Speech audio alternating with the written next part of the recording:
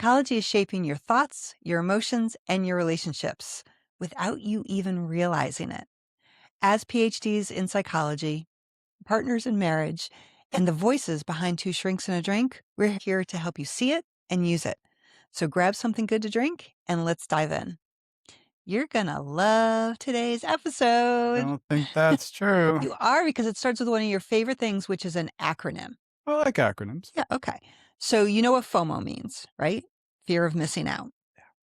This is FOCMO, FOCMO, which stands for not no. You cannot change it. I can change I it. know why you're smiling. There needs to be a U in there. No, we're not doing FUCMO. We're doing FOCMO, which is fear of child missing out. Fine. Maybe not as much fun, but it's important. Not as much fun.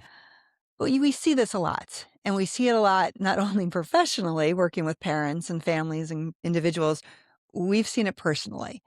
So I thought it was important for us to discuss what this perspective is, because it's really seems to be inundating a lot of society with this idea of we're afraid that if we don't allow our kids to be in lots of different activities, whether it's socially, academically, or athletically, somehow they're going to miss out on something and fill in the blank.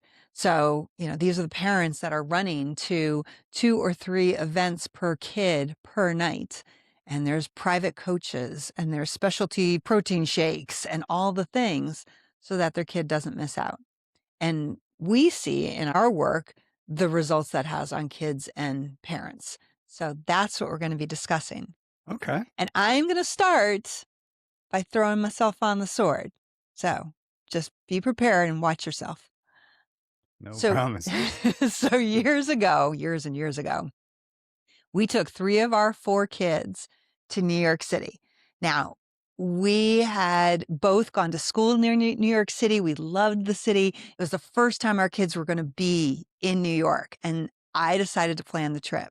And it was probably the last family trip that I was allowed to plan. It was the last one. And I say allowed because I went over the top. We saw so much in 3 days. Not only we had started by saying each kid could pick one thing that they really wanted to do or see. And I proceeded to layer in everything else. And the only thing we didn't actually go to was the Statue of Liberty. But we saw her. Yes. Battery Park was close enough. We saw her. So the trip, yes, at some level was amazing. We saw a lot. We did a lot. There were a lot of good memories. There was some laughter, but it was exhausting. And not just for our 3 little ones. It was exhausting for us as parents, because the phrase you use that I love is family vacations aren't a vacation. They're parenting somewhere different. And that's what it was. We were still parenting, still having to figure out what they were going to eat, and if they had enough to drink, and if they were getting sunburn, and if they were getting along, and if they were going to get enough. I mean, all the things on top of, are we going to hit everything on the itinerary? So it's a great example that leads us to where a lot of families are in our society, which is their kids being overscheduled. And guess what? The parents are doing the overscheduling. Quite often. I think an appropriate quote that popped in my head while you were saying all that was jack of all trades, master of none. Mm. And as we try to fill our kids' lives with so many different things, we don't really give them the opportunity to develop those things. So my thought, as I was listening to you say all this, was different stages require different parenting. So when they're little, it makes sense. Expose them to lots of different things and see what they stick to. Okay, wait, what? How does that? Just let me Okay, finish. all right. Expose them to lots of different things and see what they stick to, but one at a time, There we go.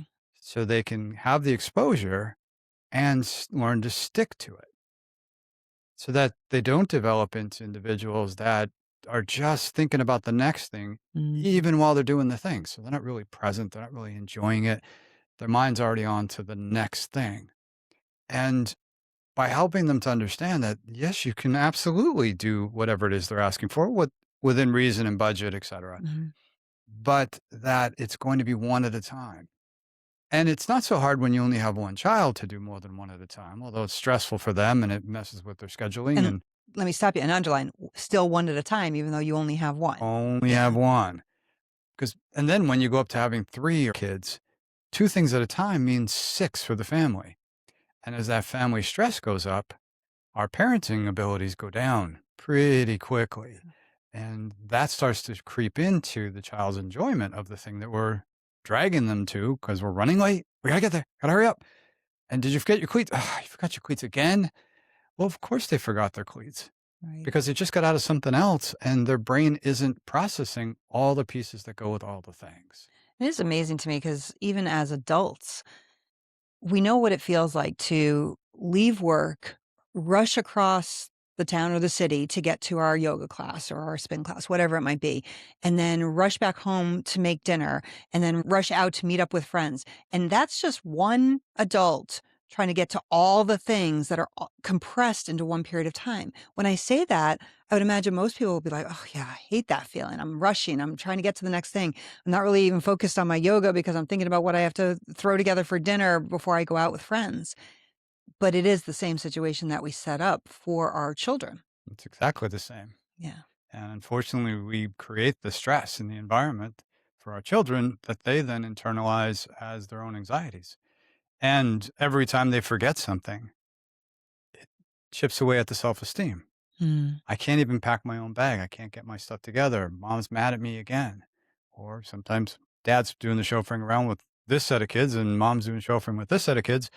So the family's not even functioning as a unit at that Yeah. point. Yeah. We both hear a lot from families that they barely have downtime. And what's always amazing to me, and again, not putting myself on a pedestal because I was not good at this initially, but we know before we have kids, I think most of us can envision what we're gonna want for our family, and I can't believe most people think, "Oh, I can't wait to be running around all the time, scattered, barely seeing my partner, barely seeing some of my kids because I'm running the other kids." We conceptualize this idea of family dinners and family movie nights, but again, when we fall into FOCMO, those all go away. All the things that we thought about and planned before we were actually parents no longer apply because we have created a schedule that does not facilitate connection time and also doesn't facilitate boredom, which again, from research, we know is really important for kids. Boredom is one of the most important places for kids to develop problem solving and creativity and learning what they really love. But if they're running from place to place, there's no downtime for boredom. Yeah, I didn't have that experience as a kid. My experience was very different In what sense? in the sense that there was no boredom, but there also weren't organized activities unless we organized them Mm. as kids. So we learned to do that.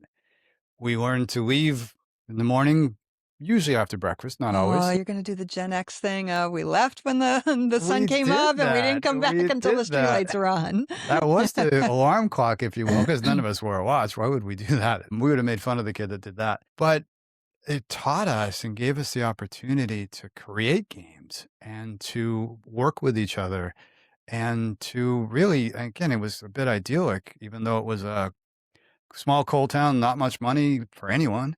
But we had so many yards to play in, so many parents keeping an eye on us. And we did truly leave in the morning and come back at night. And wherever we happened to be at lunchtime happened to be the house that was serving the best lunch. That's all it boiled down to. And same with dinner time. But it allowed us the couple of organized things we had, like maybe one sport at a time, was such a focus for us that then our recreational play was also centered around that. And we played pickup games of soccer, which was happened to be my sport. And we did things with our friends that supported that without having to run to a different group of kids and a Mhm. different group of kids. So we formed tighter bonds of friendship with our friends as well in the process of doing this. It really comes down to it. Parents want the best for their kids. That's kind of the nature of most parents, I would think, Sure, I and think it love. is. But the definition of best, I think, is Right. where we've gone off a little bit in the wrong direction. Right, because the best is allowing them to develop their own interests, but as you said, to do that, it's spending time with those interests fully to know, is it something that I love right away and forever? Is it something that I absolutely hate?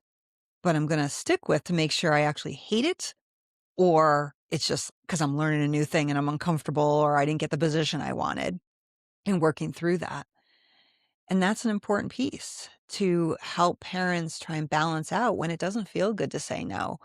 When everybody else is doing 3 sports, it's remembering, but what do you want your child to have? Do you want them to have the ability to work through these kind of situations? Or do you want them to have a high level of anxiety? Because we do know that the constant go, go, go, go, go does increase anxiety. And I think I can safely say, you will certainly correct me, that consistent, constant activities does raise cortisol and adrenaline levels in everyone. Mhm. Some might be super dysfunctional, some might be manageable, but it does raise those. So you're already creating those stress spikes in our brains. Again, not just for the children, but for the parents. And that's really what it comes down to. When you remember, again, thinking about having a family, is that what you envisioned? So I know for the work I do with couples, one of the things that I suggest to couples who are thinking about having a family is that they create some clearly defined and written vision of what they want for their family. What does it look like to be a parent?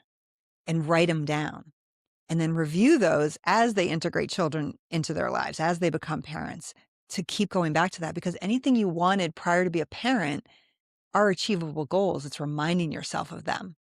And for those parents who have already become parents, it's never too late to restructure. It's harder to scale it back, but it is still doable. It is. And I started to get into it a little bit earlier, that developmental phase concept. So as the kids are younger, that's the time for exploration. That's the time to involve them in different activities One thing at a time. in different seasons. I was going to finish that sentence in I'm different helping you. seasons, but to involve them to explore and see what they're most interested in, what they most gravitate to. Then as they get older, it is more important to specialize, unfortunately, because in order to be competitive, particularly if they're going to try to be a college athlete in something, by the time they hit middle school, it's important to start specializing. And certainly by the time they hit high school, to be firmly specializing in a particular sport if they think it's going to be something they want to do for the future, college or pro or whatever else may be. All little kids or almost all little kids start to think about, well, when I grow up, I'm going to be a professional baseball player. And as we know, most kids aren't going to grow up to be professional baseball Mhm. players. But if we start treating them that way at 5, we're just creating stress for them, as you were talking about, and anxiety that's ultimately going to likely pull them away from baseball in the first place. So that's some consideration that parents need to take into account to that. Yes, give your kids opportunities. Absolutely. But keep it focused for them at different seasons and different phases so that they can continue to benefit from those opportunities instead of just moving to the next one. So, the benefit for children is that they're allowed to have play and boredom in their lives, developing creativity, problem solving, all those cognitive skills. They also have the opportunity to fully explore their interests, what they love, what they don't love. And ideally, if they decide to choose something, it's something that will actually stick with them because they have had the experience and the ability to compare and contrast to other activities instead of getting halfway through high school and getting burned out because it's really not something they love. It's just something they've been doing and then switching to something else or giving up entirely. And for parents, it gives you the ability to breathe and manage the stress of being a parent, which is going to be there. So why add more? Is that what I'm hearing? I think it is, there are bounds to everything. And if we allow our kids to understand that, yes, you can do anything you want in this world, just not at the same time. Mm. And it's Hmm. important to be able to draw those lines for ourselves. Mm. I was just So about to say that. we aren't scattering ourselves in a way that, because we learned to do that as a child, we have a very difficult time now focusing as an adult on one thing. We're moving on to the next thing and the next thing and the next Mm. thing. Because, there is always a fancier car or a shinier ring or something else that to move on to. We don't learn to value the things that we are doing in the same way if we don't give the kids the opportunity to do that right from the start. Mm. Okay. So keeping in mind though that Parenting is the biggest trial and error experiment out there. That there's no perfect parents, there's no perfect way of parenting, there's no magical book or manuscript that's going to teach you how to do this. But it is integrating what you want for yourself and then for your kids because you are the foundation of your family. You and your partner are the foundation for your children. And if you and then you and your partner by extension aren't healthy and relaxed whenever possible, your kids won't be either. So, strengthening yourself, keeping yourself in that place of as much peace as you can so that your kids also feel that. And some of that is just pulling back on some of the FOCMO that you might be experiencing. So take what you heard today that might have landed for you and put it into your life because insight is wonderful, but if you don't use it, it's meaningless. Thanks for joining us, and we'll see you next time on Two Shrinks and a Drink. Cheers.